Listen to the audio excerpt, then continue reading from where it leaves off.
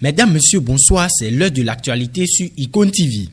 Fin des travaux de la deuxième session ordinaire du Conseil communal de Savalou au titre de l'année 2025. Plusieurs points étaient inscrits à l'ordre du jour. La deuxième section ordinaire du Conseil communal de Savalou a pris fin avec plusieurs décisions importantes.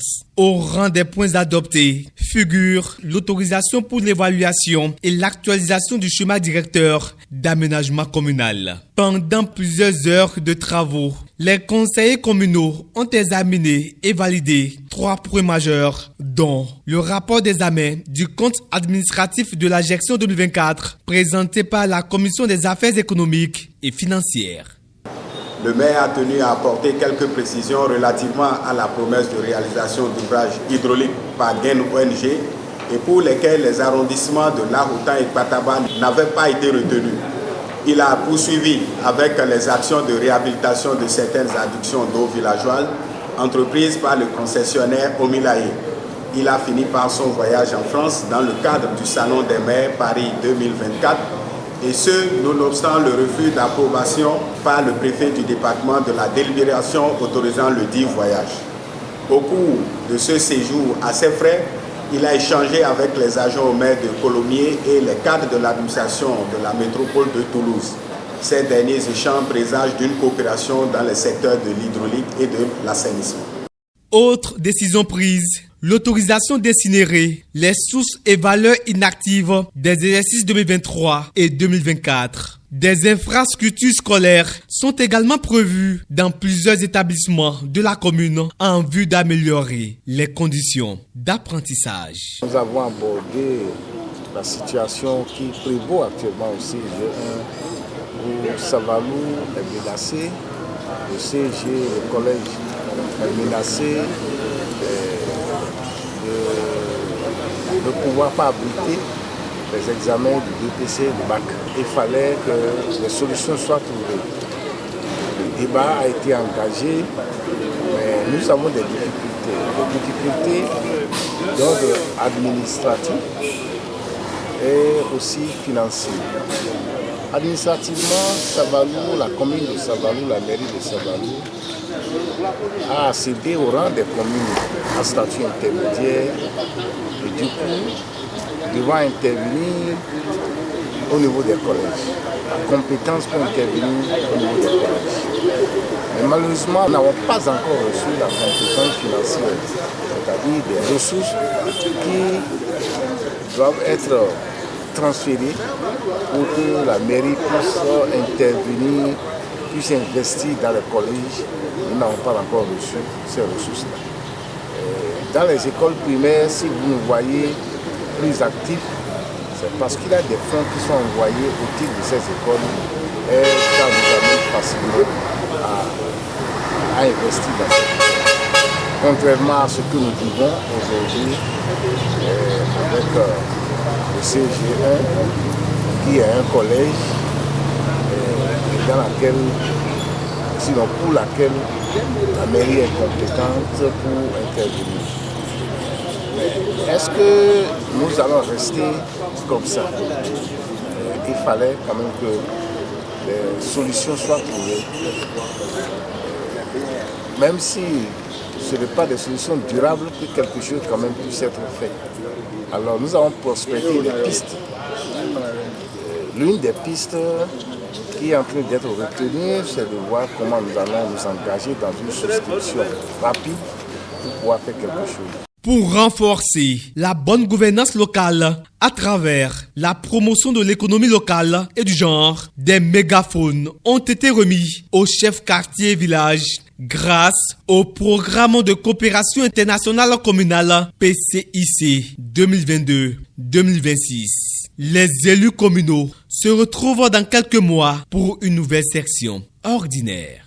C'est l'un des rendez-vous les plus attendus de l'univers des courses hippiques de l'espace UEMOA. La deuxième masse commune organisée par le PMU-ALR en partenariat avec la Loterie nationale du Bénin aura lieu ce 8 mai à Abidjan. En jeu, une cagnotte exceptionnelle de 100 millions de francs CFA. Une somme qui pourrait bien changer la vie de celui ou celle qui réussira à miser juste. Salomon Yansounou pour plus de précisions. Abidjan s'apprête à accueillir le jeudi 8 mai 2025 la 22e édition de la masse communaux UEMOA. Un rendez-vous pour les amateurs de courses hippiques et de paris. Organisé par le PMU-ALR en collaboration avec la Loterie nationale du Bénin LMB, l'événement met en jeu une cagnotte record de 100 millions de francs CFA. Pour espérer rafler la mise, il faudra miser 300 francs CFA sur l'ordre ESA du quintet spécial de la course nationale 1 sans bonus. Véritable temps fort du calendrier hippique régional, cette compétition attire des parieurs venus de tous les pays membres de l'UEMOA dans un esprit d'unité et de fair play. À quelques jours du coup d'envoi, les préparatifs battent leur plein. Parieurs aguerris et novices affûtent déjà leurs analyses, espérant transformer une mise modeste en fortune. Au Sénégal, la récente fermeture de 381 organes de presse sur décision ministérielle fait couler beaucoup d'encre et soulève l'indignation des professionnels du secteur. La Fédération des acteurs de la communication dénonce une décision jugée illégale et politiquement motivée. Une affaire qui ravive le débat sur l'indépendance des médias et le respect des procédures légales dans le pays. Que nomme à combien?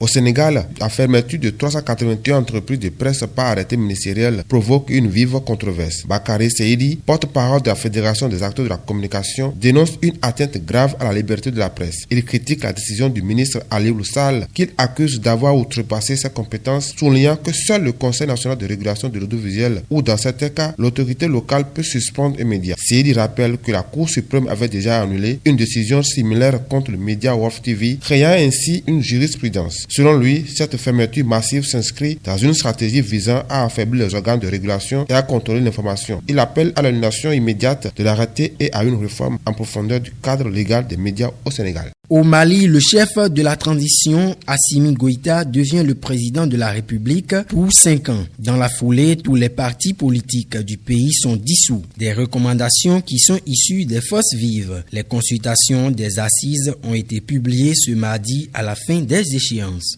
Au Mali, la phase nationale de consultation sur la relecture de la charte des partis politiques a pris fin ce mardi 29 avril 2025. Cette étape qui a réuni diverses composantes de la société malienne et de la diaspora a débouché sur plusieurs recommandations majeures. Plusieurs séries de recommandations, dont la dissolution de tous les partis politiques et l'instauration pour le président malien Assimi Goïta d'un mandat renouvelable de 5 ans à partir de 2025, sont des points majeurs issus de ces travaux. Concernant la vie politique, les participants à la phase nationale ont recommandé la suspension de toutes les questions électorales jusqu'à la pacification du pays, l'audit du fichier électoral par une structure indépendante suite à la dissolution des partis et le maintien de l'autorisation préalable pour toute manifestation politique. Ils ont également proposé la suspension du financement public des partis politiques, l'interdiction à tout leader religieux ou d'organisation de la société civile d'être candidat à une élection ou de participer à une campagne électorale. En clôturant les travaux qui ont duré 2 jours, le premier ministre malien Abdoulaye Maïga s'est engagé à transmettre au chef de l'État l'ensemble des recommandations, soulignant que ces dernières sont claires et devraient permettre au Mali d'avancer et de tourner les pages obscures de son histoire.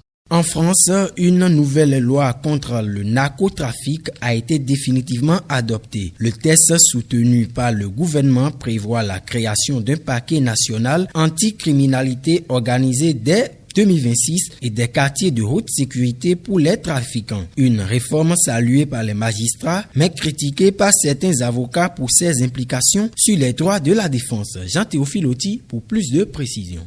L'Assemblée nationale française a définitivement adopté mardi 29 avril une loi visant à renforcer la lutte contre le narcotrafic. Porté par les ministres Gérard Darmanin et Bruno Retailleau, le texte a été approuvé par 396 voix contre 68. Seuls les députés de la France insoumise, quelques anciens insoumis et 4 communistes s'y sont opposés. La mesure phare de la loi est la création en janvier 2026 d'un parquet national anticriminalité organisé inspiré du modèle antiterroriste pour coordonner les enquêtes enquête sur les trafics les plus graves. La mise en place de quartiers de haute sécurité pour les trafiquants dangereux dans les prisons est aussi prévue. Si les magistrats saluent cette réforme, certains avocats dénoncent une atteinte aux droits de la défense et pointent un manque de moyens structurels dans le système pénitentiaire. Le débat reste vif entre justice et respect des libertés.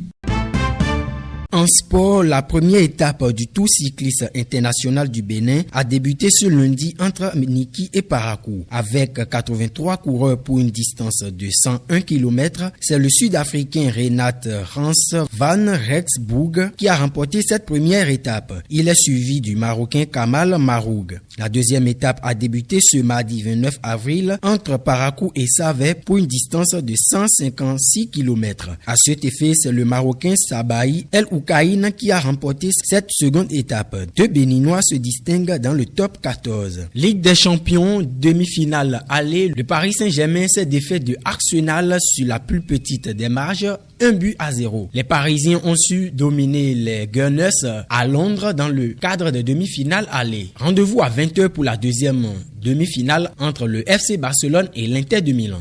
Et puis c'est la fin de cette édition. Portez-vous bien, à demain.